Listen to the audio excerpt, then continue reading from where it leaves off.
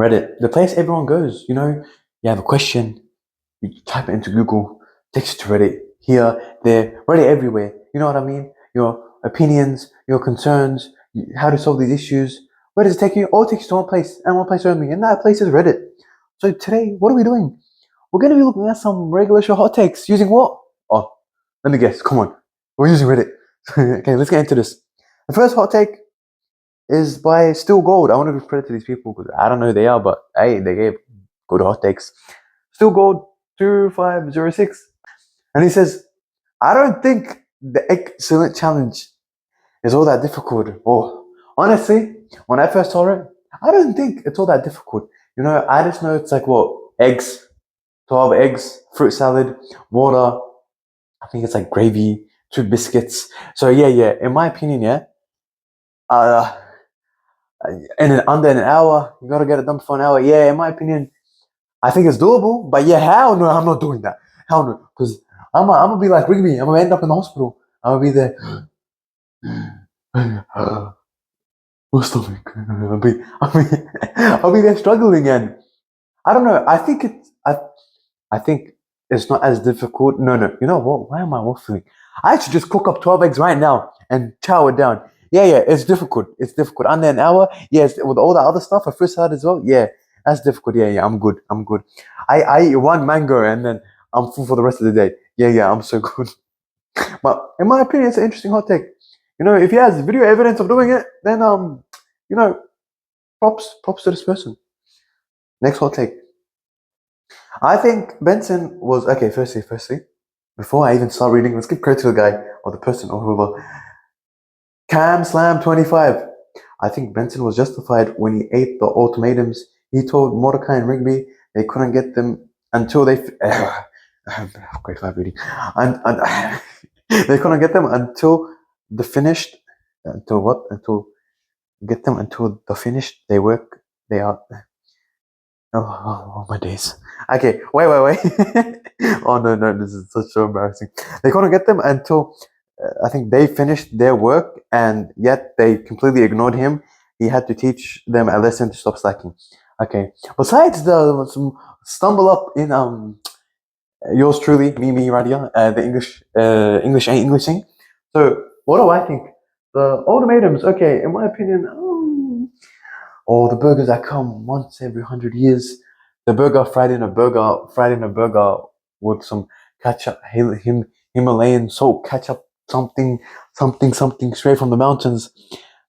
In my opinion, honestly, I felt like, I guess, like that day they did do most of the work, even though they slacked off for the past week. They did try and do most of the work, even though, yes, moments through the episode, they did run here and run there to try and sneak and get the burgers, but Benson was like, you're fired, get back to your work. You know, doing all the mumbo.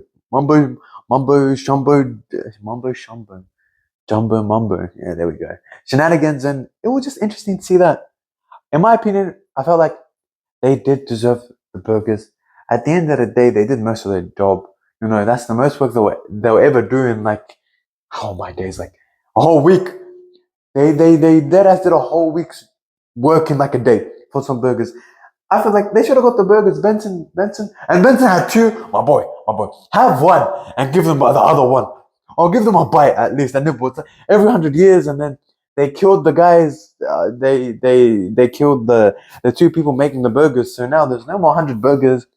There's no more ultimatums and meetums or whatever. And the burgers is gone.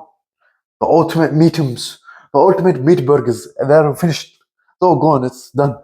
So I guess Benson lucky dogged them, and yeah, they just wanted their burgers, man. They did the work. Just give them the burgers. Okay. Okay. What do we got here? Open relationship 64. You know what? I've never been in a relationship, but I guess let's not get into that. Mordecai should have ended up with Margaret, and in all my days, what do I say? Hell no! Respectfully, open relationship 64. I completely and utterly disagree with this. I disagree with this, and I'm not. Nope, nope, nope. I don't agree. Like, I understand. Maybe yes. There's a few episodes where Margaret doesn't seem so bad. Oh no, nope, nope. We ain't doing this. Yeah, overall, general character Margaret was okay, but at the end of the day, I felt like she didn't value Mordecai like how Mordecai valued Margaret, and Mordecai liked Margaret more than Margaret liked Mordecai, and that's the end of the story. It wasn't a I like you too. It's I like you, I like you more. That's the word. I like you more, and that's what I pretty much see it as it is, in my opinion. So, who should have Mordecai ended up with? I think he ended up with Steph. Is that her name? I actually don't know what her name was. One of the characters from like the last episode of the whole show. You know what I mean? But no, no. Should he have ended up with Margaret? Nope. But I mean, I guess let me know. But nope. I disagree. Okay, now this is a big Reddit thingy, and hopefully my English, you know, oh lord, hopefully the English is Englishing. Okay, Thighy Whitey Nerd. Okay, CJ is both a bad girlfriend and a hypocrite. To be honest, I found somewhat concerning how people just whitewash all her issues and say she's just the perfect girlfriend, and how it's totally there. I mean, Mordecai's type, and how evil Margaret destroyed their relationship. When she tried to kill Mordecai, Eileen, Rigby, and Margaret twice, and the second time it included Margaret's entire family, and then some people say, but meh, Starla, dude, when Starla did it, the show portrayed this as a bad, and most importantly, she didn't have an army of Sims trying to justify manslaughter in the name of movie tickets. And then she has the girl to ask Margaret, why didn't you just get it right the first time? Like, bitch! What about why didn't you got your own relationship with Mordecai right the first time? Okay, you know, reading, we getting the reading. Uh, okay, yeah. I think we just push that to the side. Okay, this is really interesting. Hopefully, all I just read didn't just fly past my ear and just whoop past my brain. But I feel like CJ. Okay. Where do I use my words? Okay, yeah, I guess you tried to kill the family and kill them twice and yada yada yada. But the show gave her this huge anger issue that she turns into a cloud. Yes, maybe she should take some anger management classes. You know, go do some behavior counseling. I guess that could help her out. I just think overall it was just like come on, man. CJ, I felt like was pretty much really good for Mordecai. Even though there'll be times where okay, yes, she crashes out and she makes this huge win and she's gonna kill everyone. At the end of the day, it happens. No, shut up. Shut up. I feel like yes, she's a bit crazy, you know. But you know, who doesn't like crazy? You know what I mean? The Dululu is always the Sululu. You know? I'm having too much fun with this. But this guy has a strong hot take. But in my opinion, I see points where I agree about like, yes, she nearly tried to kill them. But I was out of anger. But at the end of the day, the anger goes towards Mordecai. Doesn't matter about the family and thing. She ain't trying to kill them. She's just annoyed. And she's this character that has all this craziness, and it's just like, what can you do? She's perfect for Mordecai.